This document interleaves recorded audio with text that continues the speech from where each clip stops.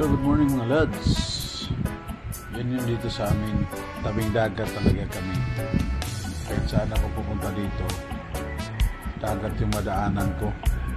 Kita nyo yung sa harapan yan, napakalapit lang yung Negros sa amin. Kaya pwede lang kami dito sakay ng sakayan, magbugsay.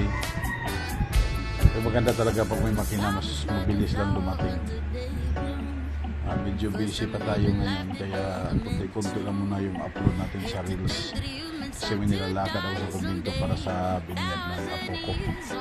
Lolo na po tayo. Grandpa na po, grandpa. Yung video ngayon mga kulimlim.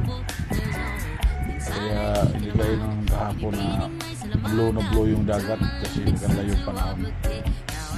Kaya medyo makulimlim, makulong lang kumbinto. Bye-bye!